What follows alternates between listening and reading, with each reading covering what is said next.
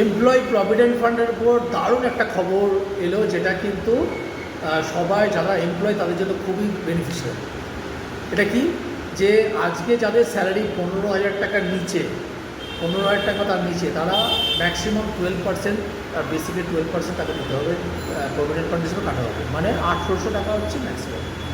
যাদের স্যালারি 15,000 টাকার বেশি তাদেরও কিন্তু প্রভিডেন্ট ফান্ড কাটা হবে 800 টাকা। যদি তার ওপর বেশি টাকা সে কাটাতে চায় তাহলে তার ওপর, তার এমপ্লয়ির ওপর সে নিজের ডিসিশন, কিন্তু সেই টাকাটা কিন্তু প্রভিডেন্ট ফান্ড হিসেবে, ভলেন্টারি প্রভিডেন্ট ফান্ড হিসেবে কাউন্ট হবে, এবং সেই টাকাটা কিন্তু এমপ্লয়ার কিন্তু দিতে বাধ্য নয়। আর এমপ্লয়ার কিন্তু গভর্নমেন্টের রেগুলেশন অনুযায়ী ততটাই প্রভিডেন্ট ফান্ড দেবে যতটা কিন্তু গভর্নমেন্ট রুল দিয়েছে, মানে 800 টাকা।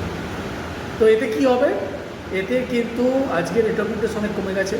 তো যারা মনে করবে যে আজকে প্রভিডেন্ট ফান্ডের টাকাটা অতটা কারণে দরকার নেই, তারা কিন্তু ওই টাকাটা এসআইপি করতে পারে, মিউচুয়াল ফান্ডের মাধ্যমে ইনভেস্টমেন্ট করতে পারে, যেখানে কিন্তু রিটার্নটা কিন্তু অনেক বেশি, 12%, 14%, 18% হতে পারে, depending on the market situation, বা কতদিনের জন্য সে রাখছে।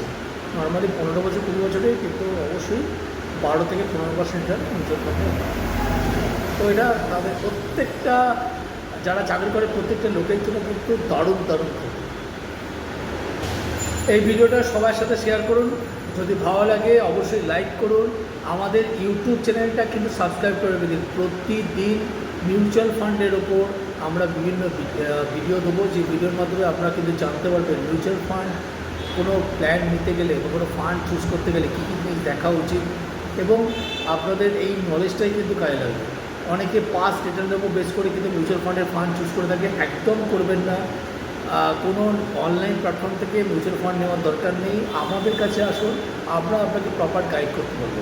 এবং আপনারা কিন্তু 3 মাস অন্তর অন্তর দরকার পড়লে অটো রিব্যালেন্সিং করবো, মানে আমরা ফান্ডটাকে রিব্যালেন্সিং করবো যাতে বেঞ্চ মার্কেট থেকে রিটার্ন বেশি হয়, 2%, 3% বেশি হয়। তো যদি মিউচুয়াল ফান্ডের মধ্যে গ্রোথ করতে হয়, জীবনের গোলগুলো অ্যাচিভ করতে হয়, তো আমাদের সাথে বসুন, ফিনান্সিয়াল পোর্টফোলিও বানান, ফিনান্সিয়াল পোর্টফোলিও বানিয়ে সঠিক পদ্ধতিতে সঠিক প্ল্যানিংভাবে ইনভেস্টমেন্ট করুন। ধন্যবাদ।